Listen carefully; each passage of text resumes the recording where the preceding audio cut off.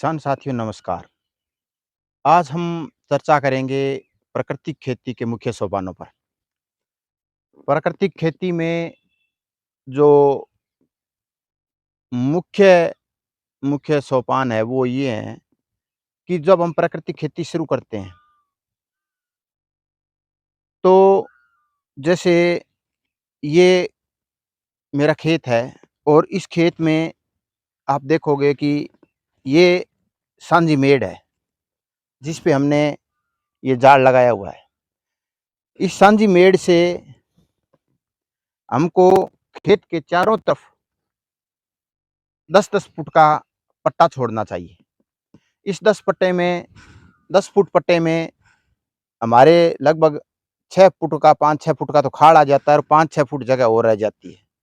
जिसमें क्या होता है कि हम जब भी खाड़ को संवारते हैं, तो इस खाड़ का ये जो कचरा है, वेस्ट है, ये हम डाल देते हैं ऐसे, ये डाल देते हैं।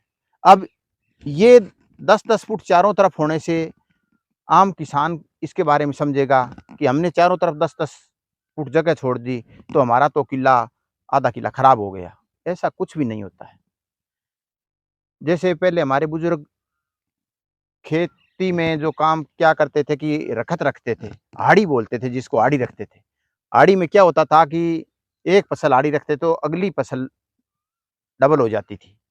तो इसी तरह ये जो जगह खाली अगर रहेगी, तो इसके अंदर आपको ये भी बेनिफिट मिलेगा कि इसमें जो हमारे जीवाणु हैं, वो जीवाणु इसके अंदर रहेंगे और जेठ की दोपहरी जब गर्मी पड़ेगी तो ये जीवाणुओं को रहने के लिए घर है, इसके अंदर इसके नीचे चले जाएंगे। अब ये अपनी कॉलोनी बना लेंगे।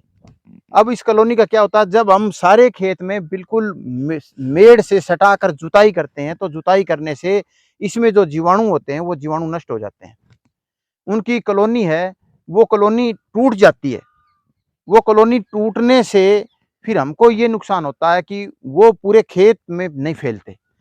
अगर हमारा ये पहला जो सोपान है कि हमको 10 फुट के लगभग यहाँ तक छोड़ दिया हमने, एक तो ये सांझी मेड़ से हमने क्या किया है कि ये खाड़ आ गया और इससे फिर 5 फुट छोड़ के हमने ये पौधा लगा दिया।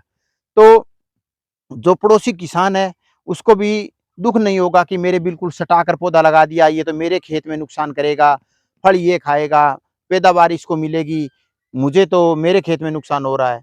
तो अगर आप ऐसा कोई काम करते हो जिससे आपके किसी पड़ोसी किसान का दिल दुखता है, तो निश्चय ही आपको उसको अच्छा फल नहीं मिलेगा।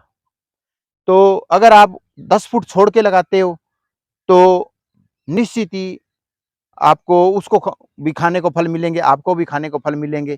पड़ोस में अगर कुछ अच्छा होता है, तो कभी कभार उसको भी खाने को फल मिल जाएँगे और उससे हटाकर लगा दिया 10 फुट, तो उसको भी दुःख नहीं होगा। और हमारा इसमें बेनिफिट ये है कि हमने ये जो छोड़ दिया बीच के अंदर 10 फुट का पट्टा, इसमें हमारे जीवाणु रहेंगे, जीवाणुओं की कॉलोनी बन जाएगी और जब भी गर्मी में मई-जून का महीना आएगा, तो मई-जून के महीने में ये इसमें अपने आप शिफ्ट हो जाते हैं और जब भी बरसात शुरू होती है, तो ये खेत को चारों तरफ से घेर लेते हैं और खेत में शिफ्ट हो जाते हैं।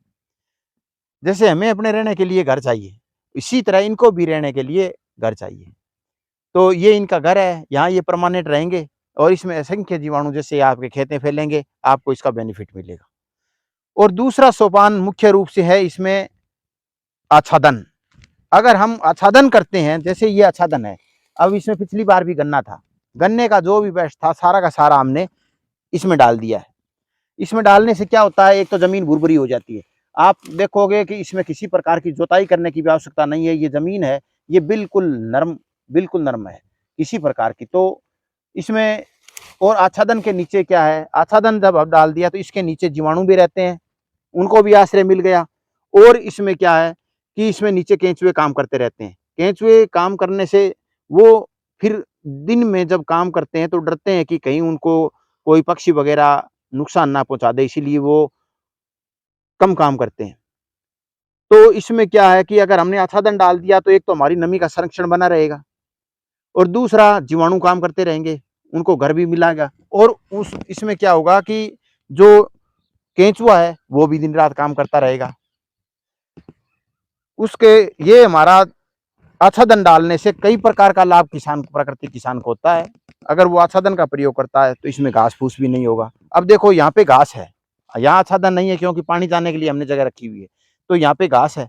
और यहाँ जहाँ ये डाला हुआ है इसमें किसी भी प्रकार के, हमने इस पौधों को लगाए लगभग 1 साल, अब जुलाई में इनको 1 साल हो जाएगा, तो आज तक इनमें किसी प्रकार की हमने कोई खुरपी निकाली हो या कोई कस्सी से निकाली हो, कोई किसी प्रकार का हमने कुछ भी नहीं करना।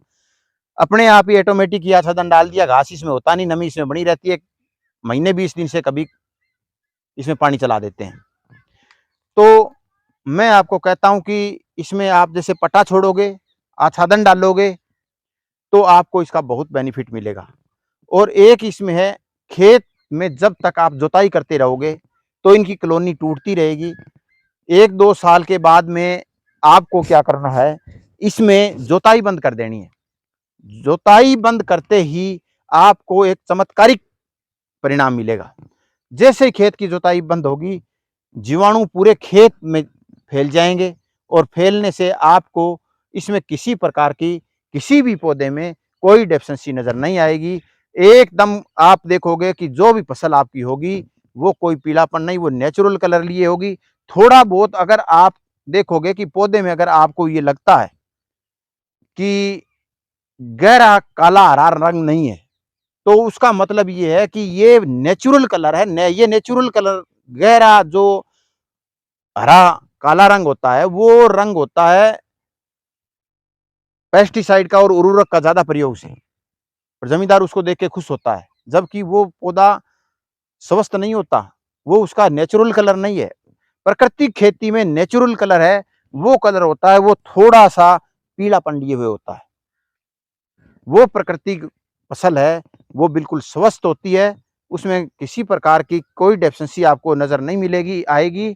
और आपकी फसल है, अगर आप इन सोपानों को अपनाओगे, 10-10 फुट चारों तरफ खेत के पट्टा छोड़ोगे, उसके बाद में आप अच्छे पौधे लगाओगे।